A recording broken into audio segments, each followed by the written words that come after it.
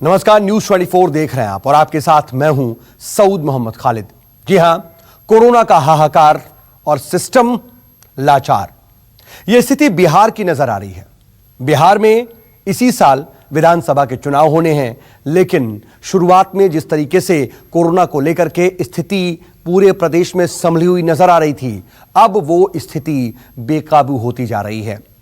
एक बार फिर से प्रदेश में लॉकडाउन करना पड़ा है। बावजूद इसके कोरोना की रफ्तार नहीं थम रही है और वहां पर जो सिस्टम की बदइंतजामी है वो तमाम मरीजों पर दोहरी मार देने वाली है, क्योंकि लगातार बिहार में कोरोना की जो स्थिति है वो विस्फोटक होती जा रही है।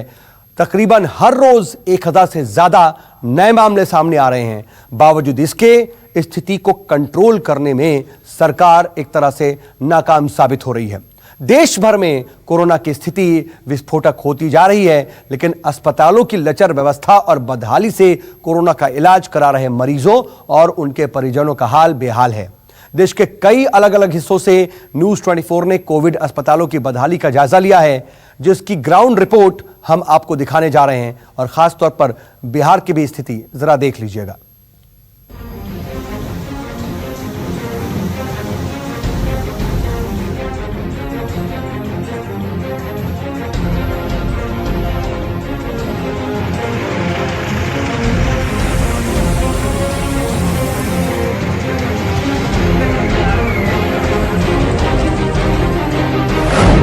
कहीं मोटरसाइकिल पर कोरोना का मरीज,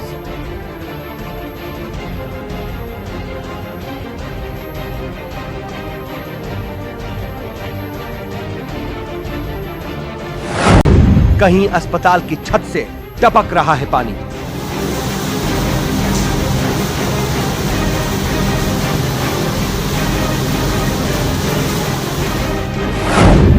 भारी भरकम बिल से मरीज लाचार।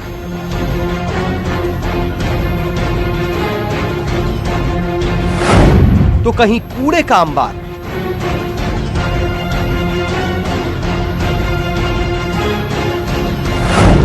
देश भर में कोरोना से हाहाकार।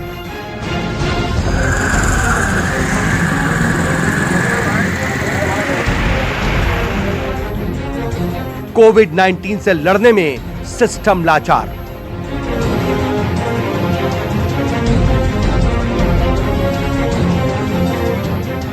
मॉनसून में कोरोना महामारी का कहर लगातार जारी है। संक्रमित मरीजों की संख्या देखकर तो यही लग रहा है कि देश भर में कोरोना की मानो ब्रेक फेल हो गया हो, लेकिन कोविड अस्पतालों की व्यवस्था इतनी लचर है कि पूछिए मत। न्यूज 24 की टीम ने देश के अलग अलग शहरों में कोरोना का इलाज करा रहे मरीजों की बदहाली और अस्पतालों की बदइंतजामी का जायजा लिया, जिसकी ग्राउंड रिपोर्ट आपको दिखाते हैं। शुरुआत मुंबई से करते हैं, जहां तेजी से फैल रहे कोरोना का ग्राफ बेहद डरावना है, तो वहीं प्राइवेट अस्पतालों की मनमानी कोरोना मरीजों और उनके परिजनों की कमर तोड़ रही है। ये है जय सिंह, जिनकी मां कोरोना से संक्रमित होने के बाद मुंबई के नानावती अस्पताल में अपना इलाज करा रही थी, लेकिन इलाज के बाद अस्पताल ने इनके बेटे को 17 लाख का लंबा चौड़ा बिल थमा दिया, जिसे चुकाने में वो असमर्थ हैं। जब मेरी मम्मी को डिस्चार्ज देने के टाइम पे जब हमने उनसे बिल मांगा, तो उन्होंने हमें टोटल 18 लाख का बिल दिया। वो 18 लाख के बिल में 2,85,000 ओनली पीपीई चार्ज लगाया हुआ था, 1,95,000 डॉक्टर विजिट चार्ज लगाया था उन्होंने, और ओनली मेडिसिन उन्होंने 7.5 लाख का मेडिसिन यूज किया, ऐसा उन्होंने बिलिंग में बताया है। हालांकि इस मामले में अस्पताल प्रशासन के खिलाफ मामला भी सांता क्रूज पुलिस स्टेशन में दर्ज हुआ है और पुलिस जांच कर रही है, तो बीएमसी प्राइवेट अस्पतालों की मनमानी पर कड़ी कार्रवाई की बात कर रही है। कोविड-19 में जो बाधित हुए उनके लिए वो एसओपी है, तो वो फॉलो करना चाहिए प्राइवेट खासगी हॉस्पिटल ने, और वो नहीं करते तो उसके ऊपर ऐसा जो कायदे का कानून का बड़गा रहता है वो होता है।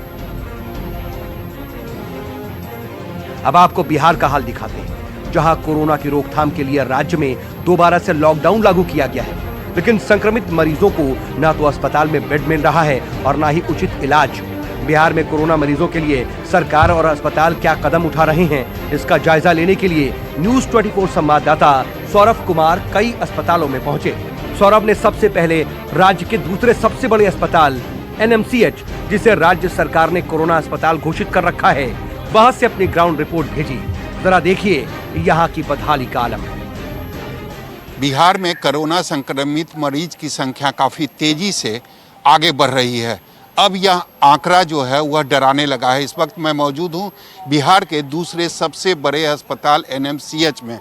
इसे अब पूरी तरीके से कोरोना के लिए अस्पताल घोषित कर दिया गया है बिहार सरकार के तरफ से। लेकिन यहाँ व्यवस्था क्या है, इसी सच्चाई को जाने हम आज इस अस्पताल में पहुँचे। क्या परेशानी है, ये कौन है आपके, और कब यह पता चला आपको कि यह कोरोना संक्रमित? ये मेरे जीजा जी लगते हैं, ठीक है। ये मेरी सिस्टर है जो आंगनवाड़ी के सेविका है, ठीक है। आंगनवाड़ी को सेविका को खूब समझाया जाता है कि आप कोरोना पॉजिटिव को ऐसे ऐसे किया, मगर इसका भी बात को नहीं हॉस्पिटल में माना जा रहा है। एम्स में गए तो एम्स वाले बोल रहे हैं खुद कि हम यहाँ पर नहीं रखेंगे।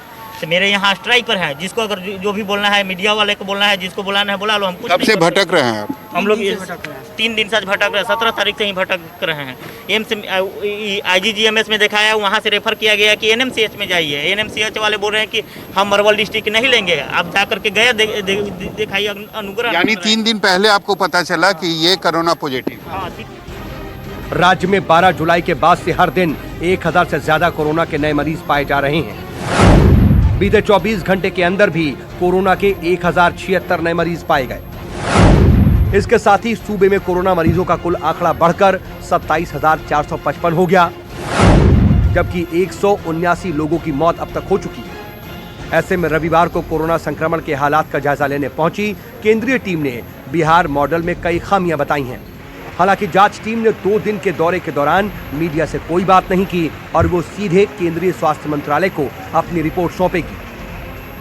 कोरोना के बढ़ते मामलों के बीच बिहार पहुंची केंद्रीय स्वास्थ्य मंत्रालय की टीम ने माना है कि बिहार में कोरोना के संक्रमण को रोकने के लिए और जो टेस्टिंग की जा रही है या फिर जो उपाय किए जा रहे हैं वो पर्याप्त नहीं है। बिहार में जो सिस्टम अपनाया जा रहा है वो सही नहीं है और एक बार फिर बिहार को मुंबई और दिल्ली की तरह प्रक्रिया अपनानी होगी। उसी मॉडल्स के तहत वो कोरोना के संक्रमण पर लगाम लगा सकते हैं। यूपी में भी कोरोना मरीजों की संख्या में लगातार इजाफा हो रहा है। जरा गोरखपुर के LN मिश्रा रेलवे अस्पताल का हाल देखिए, जहां कोविड स्पेशल वार्ड बनाए गए हैं। वहां की छत से पानी टपक रहा है। ऐसे में कोरोना पीड़ित मरीजों का इलाज यहां कैसे होता होगा, आप समझ सकते हैं। अब जरा आपको गाजीपुर का हाल दिखाते हैं। जरा देखिए यहाँ कोविड मरीजों के अस्पताल में बद इंतजामी के क्या हालात हैं। जहाँ तहाँ कचरे का ढेर है, कूड़े का अंबार लगा है। ऐसे में संक्रमण रुकेगा या फिर तेजी से और फैलेगा, ये देखने वाला यहाँ कोई नहीं। कुछ साफ उफ ना कराओ तुम। हालांकि गाजीपुर शहर में संक्रमण रोकने के लिए प्रशासन लॉकडाउन के दौरान सख्ती बरत रहा है। यहाँ के कई इलाकों में ड्रोन से निगरानी की जा रही है, जिसकी मदद से पुलिस बिना मास्क और अनावश्यक रूप से घूम रहे लोगों पर कार्रवाई भी कर रही है।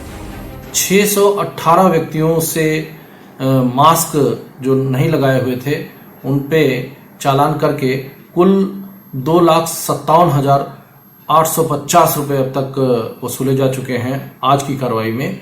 और 601 व्यक्तियों के विरुद्ध जो है MV एक्ट के तहत चालान किया गया है और 2 वाहन सीज किए गए हैं। ये सघन अभियान लगातार चलता रहेगा। गाजीपुर में भी कोरोना कम्युनिटी लेवल पर पहुंच गया है और यही वजह है कि अब वीकेंड लॉकडाउन का एरियल सर्विलांस प्रशासन की तरफ से कराया जा रहा है। शनिवार और रविवार को ड्रोन से लोगों की आवाजाही पर निगाह रखी गई और इसके साथ ही तकरीबन 600 लोगों से मोटर व्हीकल एक्ट और कोरोना प्रोटोकॉल के उल्लंघन के मद में चालान काट लाखों रुपए हर्जाने के तौर पर वसूला गया। पंजाब में भी लगातार कोरोना का कहर जारी है। बात करें लुधियाना की तो शहर में अब तक 1839 कोरोना पॉजिटिव केस आ चुके हैं, जिसमें से 47 लोगों की मौत हो चुकी है और 550 केस अभी एक्टिव हैं। लेकिन यहाँ भी कोरोना का इलाज करा रहे मरीज और उनके परिजनों को सरकार से ढेर सारी शिकायतें हैं। बहुत बुरा हाल है।